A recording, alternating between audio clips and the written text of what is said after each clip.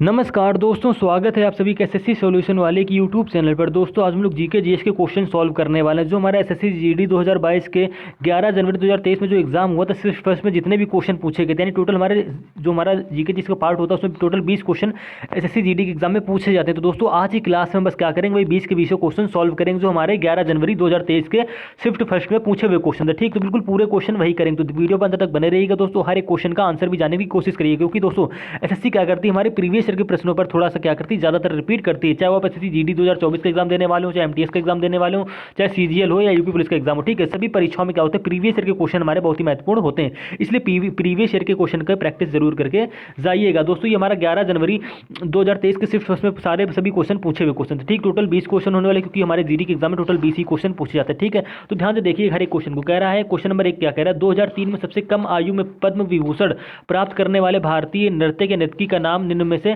क्या था। तो दोस्तों मोस्ट इंपॉर्टेंट क्वेश्चन है, और ये क्वेश्चन आपके एसएससी जीडी 2022 के एग्जाम में पूछा भी गया था, जो हमारे 11 जनवरी 2023 में एग्जाम इसका हुआ था शिफ्ट फर्स्ट में। ठीक है, तो इसका राइट आंसर क्या होगा, तो आप सभी जानते हैं 2003 में सबसे कम आयु में पद्म विभूषण प्राप्त करने वाले भारतीय नर्तक नर्तकी कौन है, तो वो भैया है सोनल मानसिंह। यानी दोस्तों आपका ऑप्शन नंबर 1 यहाँ पे क्या हो जाएगा, करेक्ट आंसर हो जाएगा। अब इसी प्रकार से दोस्तों हम लोग बात करते हैं दूसरा क्वेश्चन की। कह रहा है दूसरा क्वेश्चन क्या पूछा गया था, बोल रहा है फीफा विश्व कप 2022 की मेजबानी किसने की। तो भैया देखिए ये भी हमारा मोस्ट इंपॉर्टेंट क्वेश्चन है, वेरी वेरी इंपॉर्टेंट क्वेश्चन है दोस्तों, आपके आगे एग्जाम में रिपीट भी हो सकता है। कह रहा है फीफा विश्व कप 2022 की मेजबानी किसने की। ठीक है, तो आप सिंपल से कह देंगे भाई कतर ने की थी। किसने की थी, कतर ने। यानी दोस्तों आपका ऑप्शन नंबर यहाँ पे कौन सा सही हो जाएगा, 2 करेक्ट आंसर हो जाएगा। अब इसी प्रकार से दोस्तों बात करते हैं तीसरे क्वेश्चन की। कह रहा है कैल्शियम कार्बोनेट का रासायनिक सूत्र क्या। दोस्तों ये क्वेश्चन हमारा साइंस से। ठीक है, तो कैल्शियम कार्बोनेट का रासायनिक सूत्र क्या होता है, तो आपको सभी को पता होगा कैल्शियम जो कार्बोनेट का रासायनिक सूत्र होता है हमारा क्या होता है, CaCO3 होता है। यानी दोस्तों आपका ऑप्शन नंबर 4 यहाँ पे क्या हो जाएगा, करेक्ट आंसर हो जाएगा। दोस्तों ये सभी क्वेश्चन हमारे रिपीटेड क्वेश्चन है, और कभी कभी क्या करता है, रिपीट भी कर देता है। अब इसी प्रकार से हम दोस्तों बात करते हैं चौथे नंबर क्वेश्चन की। क्या कह रहा है, एक संकरी यानी कि डैश एक संकरी पट्टी में स्थित क्षोभ मंडल में अत्यधिक ऊंचाई 12,000 मीटर से अधिक वाले पश्चिमी हवाएं होती हैं। इनकी गति गर्मी में 110 किलोमीटर प्रति घंटा तथा सर्दी में 184 किलोमीटर प्रति घंटा होती है।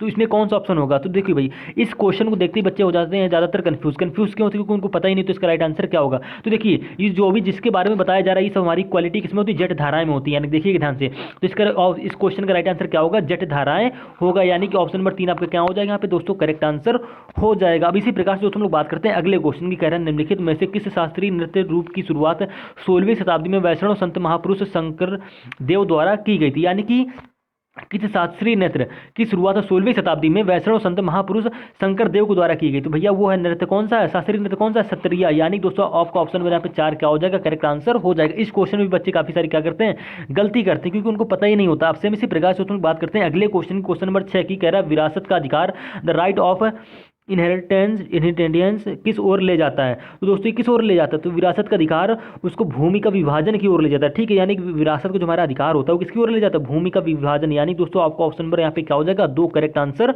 हो जाएगा। अब इसी प्रकार से दोस्तों लोग बात करते हैं क्वेश्चन नंबर 7वें की। कह रहा है 2011 की जनगणना के अनुसार किस केंद्र शासित प्रदेश का लिंगानुपात सबसे अधिक है। केंद्र, यहाँ पे देखिए क्वेश्चन को ध्यान से पढ़िएगा, काफी बच्चे यहाँ पे गलती करते हैं, यहाँ पे केंद्र शासित को ध्यान में नहीं पढ़ते। ठीक है, तो केंद्र शासित प्रदेश आपसे पूछ रहा है, यानी दोस्तों आपका क्या हो जाएगा, पांडुचेरी। यानी कि पुदुचेरी आपका राइट आंसर यहाँ पे हो जाएगा। अब इसी प्रकार से दोस्तों बात करते हैं अगले क्वेश्चन नंबर 8 की। कह रहा है गांधी इरविन समझौता, ठीक है, गांधी इरविन समझौते पर किस वर्ष हस्ताक्षर किए गए थे। यानी दोस्तों गांधी इरविन जो हमारा समझौता था उसमें किस वर्ष हस्ताक्षर किए गए थे, तो 1931 ईस्वी में गांधी इरविन समझौते पर क्या हो गया, तो दोस्तों हस्ताक्षर किए गए थे। इसी प्रकार से दोस्तों लोग बात करते हैं क्वेश्चन नंबर अगले की। कह रहा है नवंबर 2022 की स्थिति के अनुसार भारत में केंद्रीय शिक्षा मंत्री कौन थे। तो दोस्तों भैया 2022 में नवंबर तक केंद्रीय शिक्षा मंत्री हमारे कौन थे भैया, धर्मेंद्र प्रधान जी थे। तो ये क्वेश्चन भी आपको याद करके रखना है। अब इसी प्रकार से दोस्तों बात करते हैं क्वेश्चन नंबर 10वें की। कह रहा है देश के राष्ट्रपति को उनके पद से हटाने को डैश के रूप में जाना जाता है। तो दोस्तों ये क्वेश्चन तो भैया 90% बच्चे आराम से ही कर लेंगे, क्योंकि उनको पता है राष्ट्रपति को उसके पद से हटाने के लिए कौन सी प्रक्रिया प्रयोग करते हैं, महाभियोग प्रक्रिया। यानी दोस्तों आपका ऑप्शन नंबर 3 यहाँ पे क्या हो जाएगा, करेक्ट आंसर हो जाएगा। अब इसी प्रकार से हम बात करते हैं दोस्तों अगले क्वेश्चन की, यानी क्वेश्चन नंबर 11 की। कह रहा है स्वतंत्रता के बाद भारत ने डैश अपनी पहली पंचवर्षीय योजना कब शुरू की। बस आपसे यहाँ पे इतना पूछ रहा है, स्वतंत्रता के बाद भारत ने अपनी पहली पंचवर्षीय योजना कब शुरू की। तो दोस्तों ये क्वेश्चन भी काफी ट्रेंडिंग में रहा है और काफी बार पूछा भी जा चुका है एग्जाम में। तो यहाँ पे क्या होगा दोस्तों, 1951 हो जाएगी। यानी दोस्तों स्वतंत्रता के बाद भारत ने अपनी पहली पंचवर्षीय योजना 1951 में शुरू की थी। अब इसी प्रकार से दोस्तों लोग बात करते हैं अगले क्वेश्चन की। अगला क्वेश्चन क्या कह रहा है, 12वां नंबर क्वेश्चन, निम्नलिखित यूनानी शासकों में से किसने मेगास्थनीज को चंद्रगुप्त मौर्य के दरबार में भेजा था? ठीक है भैया, यानी कि मेगास्थनीज को चंद्रगुप्त मौर्य के दरबार में किसने भेजा था? तो भैया हमारे कौन थे वो? सेल्यूकस निकेटर ने क्या किया था?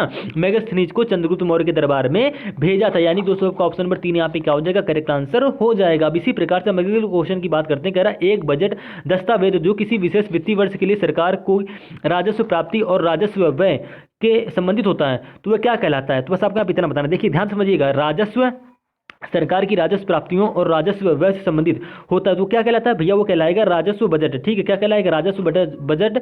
यानी कि दोस्तों आपका ऑप्शन नंबर 1 यहाँ पे क्या हो जाएगा? करेक्ट आंसर हो जाएगा। अब इसी प्रकार से 14वां नंबर क्वेश्चन देखेंगे। कह रहा है अक्टूबर 2022 में मेघालय के राज्यपाल के रूप में किसने शपथ ली थी? ठीक है, अब दोस्तों ये क्वेश्चन हमारा करंट अफेयर्स का मान लीजिए। ठीक है, बोल रहा है अक्टूबर 2022 में 14 तो हमारा क्वेश्चन नंबर हुआ। ठीक है, अक्टूबर 2022 में मेघालय के राज्यपाल के रूप में किसने शपथ ली? तो बीडी मिश्रा। यानी कि दोस्तों बीडी मिश्रा ऑप्शन नंबर 2 आपका यहाँ पे क्या हो जाएगा? करेक्ट आंसर हो जाएगा। जिस बच्चे ने ऑप्शन नंबर 2 टिक लगाया वो उसका आंसर बिल्कुल करेक्ट होने वाला। अब इसी प्रकार से दोस्तों हम लोग बात करते हैं अगले क्वेश्चन की, यानी क्वेश्चन नंबर 16 की। ठीक है, 15वां क्वेश्चन हम लोग थोड़ा सा लास्ट में करेंगे, छूट गया था। कह रहा है किस विटामिन को थायमीन के नाम से भी जाना जाता है? दोस्तों ये साइंस का क्वेश्चन है दोस्तों, मोस्ट इंपॉर्टेंट क्वेश्चन है।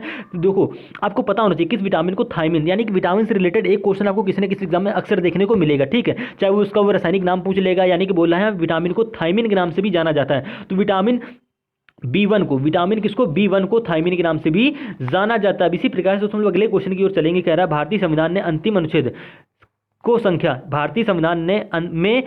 अनुच्छेद को संख्या दी गई है डैश।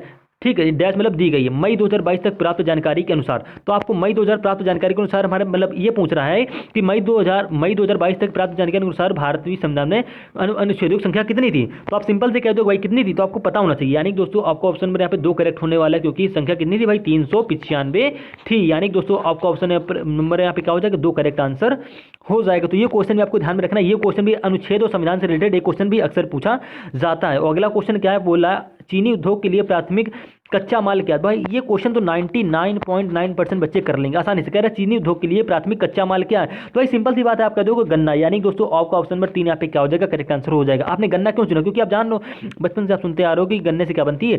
चीनी बनती है। तो आपका यहाँ पे गन्ना राइट आंसर हो जाएगा। अब इसी प्रकार से दोस्तों हम लोग करेंगे 19वें नंबर क्वेश्चन की बात। कह रहा है भारत सरकार ने राष्ट्रीय मधुमक्खी पालन एवं शहद मिशन, ठीक है, NBHM नाम की एक नई केंद्रीय क्षेत्र योजना को मंजूरी दी है जो डैश क्रांति से जुड़ी है। तो भैया किस क्रांति से जुड़ी? तो वो भैया जुड़ी है मिष्ठान क्रांति से। ठीक है, किस क्रांति से जुड़ी?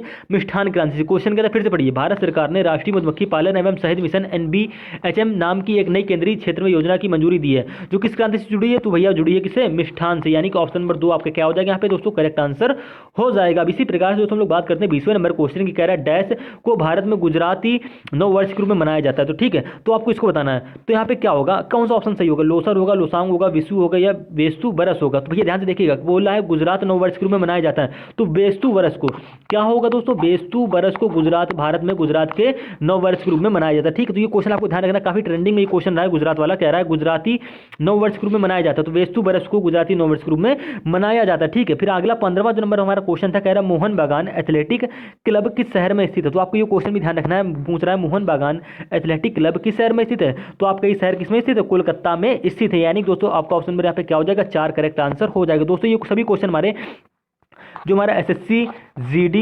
2022 का जो हमारा एग्जाम था 11 जनवरी 2023 को हुआ था शिफ्ट नंबर फर्स्ट में, सभी क्वेश्चन हमारे पूछे गए। दोस्तों जितने भी हमारे शिफ्ट फर्स्ट में 20 के 20 क्वेश्चन पूछे गए, सभी क्वेश्चन आपको हम यहाँ पे क्या करा दिए?